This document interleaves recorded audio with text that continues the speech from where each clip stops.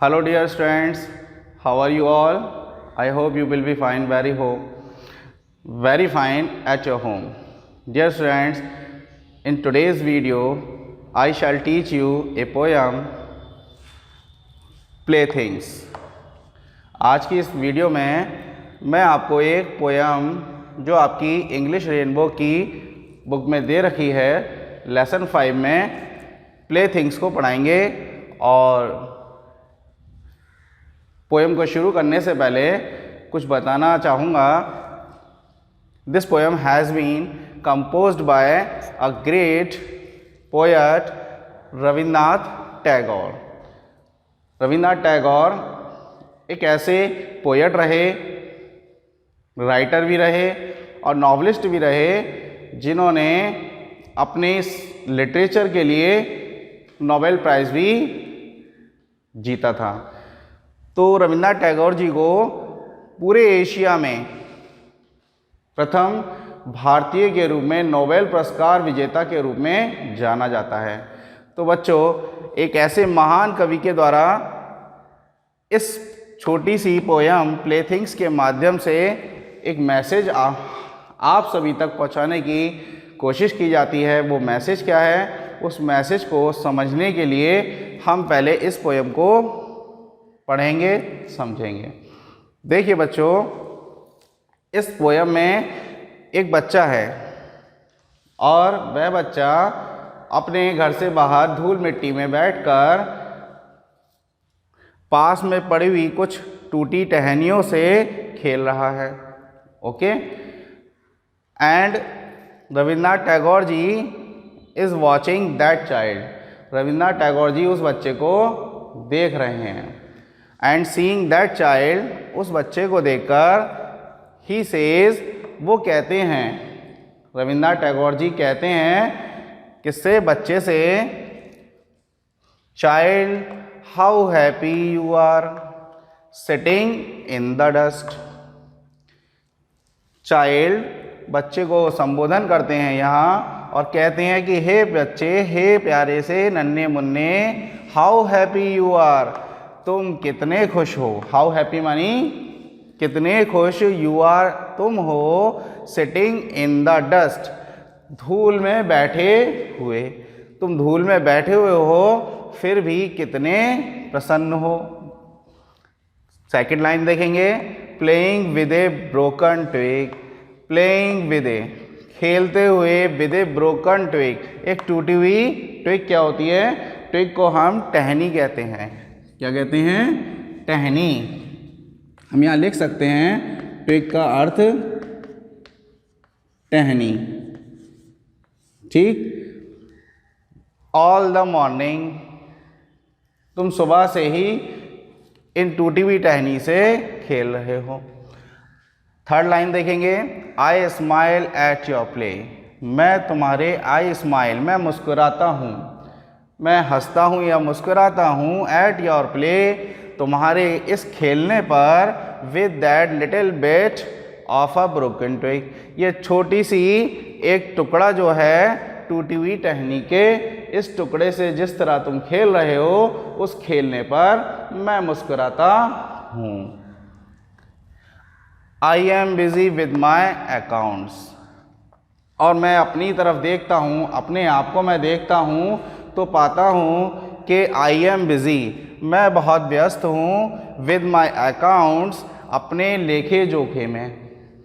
अपना हिसाब किताब हम रखते हैं, हर व्यक्ति अपना कुछ हिसाब किताब रखता है और उसे जोड़ने घटाने में व्यस्त रहता है। तो इसी तरह गुरुदेव जी भी कहते हैं कि आई एम बिज़ी, मैं बहुत व्यस्त हूँ, विद माई अकाउंट्स, अपने अकाउंट से, यानी कि लेखे जोखों में।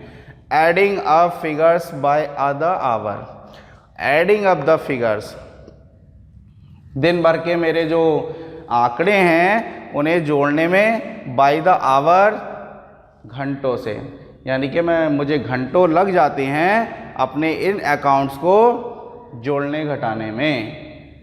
तो इस तरह मैं व्यस्त रहता हूँ। ये हमारा एक स्टैंजा यहाँ पूरा होता है। अब हम पढ़ेंगे सेकंड स्टैंजा। देखिए सेकंड स्टैंजा में कहते हैं Gurudev ji, perhaps you glance at me, and think. Perhaps मानी शायद, यू ग्लांस तुम मुझे, ग्लांस क्या होता है, ग्लांस कहते हैं नज़र डालना, ठीक। इसका अर्थ क्या लगाएंगे हम, ग्लांस नज़र डालना।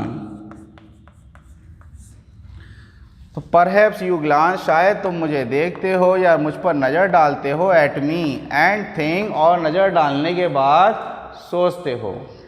थिंक में सोचते हो, क्या सोचते हो, what a stupid game to spoil your morning with. What a stupid game, कितना मूर्खतापूर्ण भरा खेल है, टू स्पॉइल योर मॉर्निंग, अपनी सुबह को बर्बाद करने का। स्पॉइल क्या होता है, बर्बाद करना। योर मॉर्निंग विद, इस तरह खेलते हुए, इन चीज़ों के साथ। अब कहते हैं वो फिर बच्चे से संबोधन करते हुए, चाइल्ड, हे प्यारे नन्हे मुन्ने से बच्चे, I have forgotten the art of being absorbed in stick and mud pies. हे प्यारे नन्हे मुन्ने बच्चे, आई हैव फॉरगॉटन, मैं भूल चुका हूँ। फॉरगॉटन का अर्थ होता है भूल जाना, ठीक। मैं भूल चुका हूँ द आर्ट ऑफ बीइंग, जो कला होती है होने की। एब्जॉर्ब्ड, एब्जॉर्ब्ड का मीनिंग लगाएंगे हम, तल्लीन हो जाना, मिल जाना, समा जाना, ये एब्जॉर्ब्ड के अर्थ होते हैं।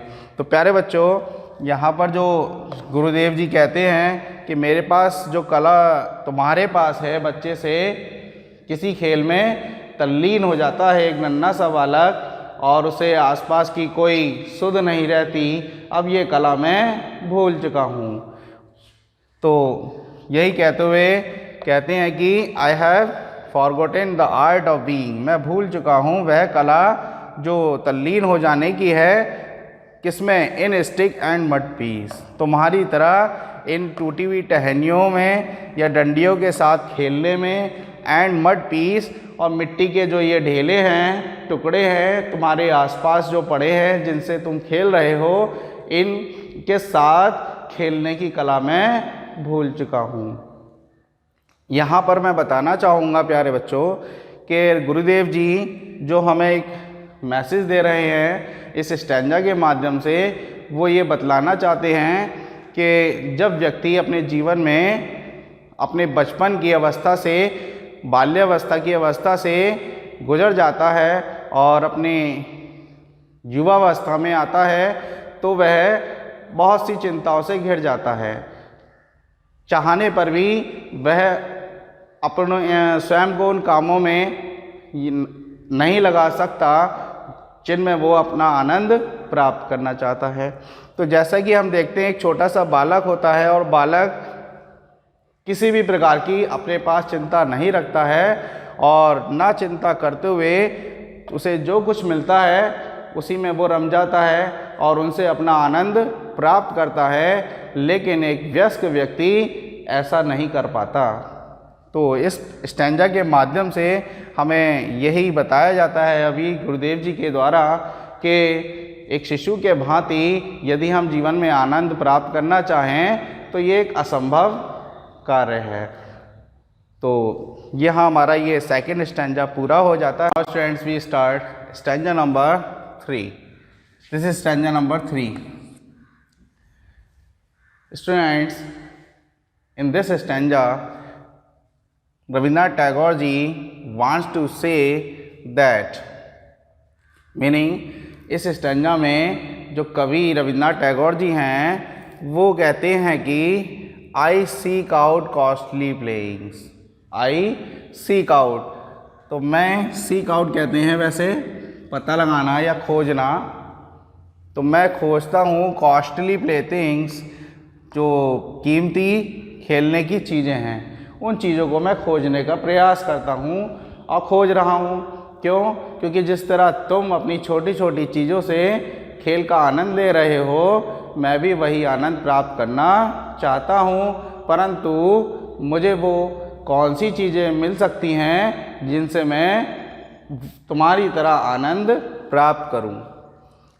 And gather lumps of gold and silver. और कहते हैं कि एंड गैदर, और मैं इकट्ठा करता हूँ। गैदर कहते हैं, गैदर का मीनिंग लगाते हैं हम, गैदर, गैदर को हम कहते हैं इकट्ठा करना।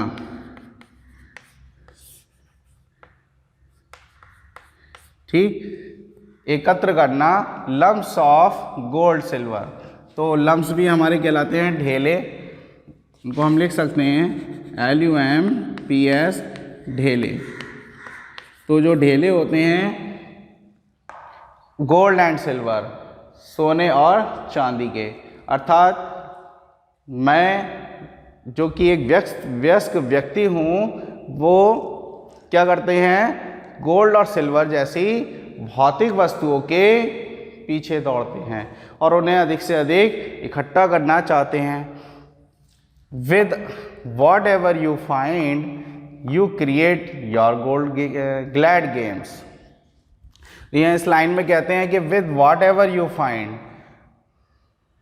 बच्चे के लिए कि वे सभी चीज़ें जो कुछ यू फाइंड तुम्हें मिलता है, उन चीज़ों से जो कुछ तुम्हें मिलती हैं, यू क्रिएट, तुम बना लेते हो, योर ग्लैड गेम्स, अपने बहुत खुश कर देने वाले खेलों को। अर्थात बच्चे जो होते हैं वो, उन्हें जो भी कुछ मिल जाता है अपने आसपास में, वो उनसे अपने खेल बना लेते हैं और उन खेलों को खेलकर आनंदित होते हैं। तो ये एक स्वाभाविक गुण होता है बच्चों में, जिसे गुरुदेव जी बतलाते हैं, अनुभव करते हैं। तो वो कहते हैं कि तुम्हें जो कुछ मिल जाता है, तुम उन चीज़ों से अपनी खुश करने वाले खेलों को बना लेते हो। एंड आई स्पेंड, और यहाँ वो तुलना करते हैं स्वयं की उस बालक से, इस बालक से तुलना करते हैं अपने आप की, कहते हैं कि और मुझे देखो, मुझे देखो, एंड आई स्पेंड, और मैं यहाँ बिताता हूँ both my time and strength, both my time, time क्या होता है, समय, एंड स्ट्रेंथ, और अपनी शक्ति या बल, मैं अपना समय और शक्ति या बल दोनों ही खर्च करता हूँ। स्पेंड कहते हैं बच्चों खर्च करना, मैं खर्च कर देता हूँ दोनों, अपना समय और अपना बल, किस चीज़ पे, ओवर थिंग्स। यहाँ चौथा स्टेंजा हमारा है, लास्ट स्टेंजा है ये, ध्यान से देखेंगे। तो ओवर थिंग्स, उन चीज़ों पर, आई नेवर कैन ऑब्टेन, जिन्हें मैं कभी प्राप्त नहीं कर सकता। ऑब्टेन का अर्थ हम लगाते हैं प्राप्त करना, तो इन्हें ध्यान से याद कर लेना। ऑब्टेन का अर्थ हम क्या लगाएंगे, प्राप्त करना। तो गुरुदेव जी कहते हैं मैं अपनी जो शक्ति है और समय है, दोनों उन चीज़ों पे लगाता हूँ जिन्हें मैं कभी प्राप्त नहीं कर सकता। फिर कहते हैं इन माई फ्रेल कनू, इन my frail canoe I struggle to cross the sea of desire. In my frail canoe, तो फ्रेल हमारे वीक कहलाती है, कमज़ोर, हम लिख लेंगे फ्रेल, फ्रेल का मीनिंग होगा कमज़ोर, और कनू जो आपका दिया हुआ है, कनू, इसको हम छोटी नाव बोलेंगे, क्या कहेंगे, छोटी सी नाव। तो यहाँ गुरुदेव जी कहते हैं कि मैं जिन चीज़ों को कभी प्राप्त नहीं कर सकता और अपनी कमज़ोर सी छोटी सी नाव से आई स्ट्रगल टू क्रॉस, मैं संघर्ष करता हूँ। स्ट्रगल का अर्थ हम क्या लगाएंगे, संघर्ष करना, संघर्ष करता हूँ टू क्रॉस, पार करने की, क्रॉस का अर्थ पार करना, और क्या पार करना है, द सी ऑफ डिज़ायर, यानी कि सी किसे कहते हैं बच्चों, सी का अर्थ होता है विशाल समुद्र, सागर। तो जो सागर है, समुद्र है जो कि बहुत विशाल है, किसका, ऑफ डिज़ायर, यानी कि इच्छा का। मानव जो होता है जब व्यस्क होता है तो उसकी इच्छाएं अनंत होती हैं, एक इच्छा के बाद दूसरी इच्छा जन्म ले लेती है और इच्छाओं की पूर्ति के लिए मनुष्य जीवन भर संघर्ष करता चला जाता है, लेकिन उन इच्छाओं की पूर्ति में उसे अपने जीवन का आनंद, जो परम आनंद कहते हैं, वो प्राप्त नहीं होता और इच्छाओं की पूर्ति में वो विचलित होता है, कुछ परेशान भी रहता है। तो यही चीज़ें हमें गुरुदेव जी बताते हैं कि स्वयं को रखकर कि मैं कुछ संघर्ष करता चला जाता हूँ या करता हूँ पार करने के लिए द सी ऑफ डिज़ायर, मेरी जो इच्छा है, इच्छा रूपी समुद्र को पार करने के लिए। आगे देखिए कहते हैं एंड फॉरगेट, और मैं भूल जाता हूँ that I too am playing a game, कि मैं भी टू एम प्लेइंग, मैं भी खेल रहा हूँ ए गेम, मैं भी तुम्हारी तरह गेम खेल रहा हूँ, खेल खेल रहा हूँ, लेकिन अंतर क्या है, जो एक खेल बालक खेल रहा है और गुरुदेव जी सभी मानव की ओर से जो स्वयं को रखकर अब कहते हैं कि मानव जो कि खेल खेलता है जीवन का, उस जीवन में इच्छाओं की पूर्ति के लिए और बालक के द्वारा खेले जाने वाले खेल में अंतर क्या है? अंतर सिर्फ यह है कि बालक जो खेल खेलता है वो अपनी भौतिक वस्तुओं से दूर है, इच्छाओं से दूर है, उसे प्राकृतिक रूप से जो भी चीज़ें प्राप्त होती हैं वो उसमें आत्मसंतुष्ट रहता है और संतुष्टि प्राप्त होने पर वो स्वाभाविक रूप से परम आनंदित होता है। जबकि मनुष्य इच्छाओं के कारण, इच्छाओं की पूर्ति ना होने के कारण खेल तो खेल रहा है, लेकिन उसे आत्मसंतुष्टि नहीं मिलती, परम आनंद नहीं मिलता, जिसकी वजह से वो दुखी होता है। तो इसलिए इस कविता के माध्यम से कवि हमें ये मैसेज देते हैं कि हमें स्वयं को प्रकृति से जोड़ना चाहिए, आत्मसंतुष्ट होना चाहिए और जो भी जीवन में हमें संसाधन प्राप्त हो, हमें उनसे ही संतुष्टि प्राप्त करनी चाहिए और अपने जीवन का आनंद खोजना चाहिए। यही हमारी वास्तविकता है। तो एक बहुत अच्छी ये कविता जो मैंने आपको अभी पढ़ाई है, इसको फिर से पढ़ने का प्रयास करेंगे, word to word, line by line समझने का प्रयास करेंगे। मैं समझूंगा आपने इस कविता को बहुत अच्छे से समझा है और मैं ये भी कहूँगा कि आप इस कविता की 8 पंक्तियाँ अवश्य याद कर लें और गुनगुनाते रहें।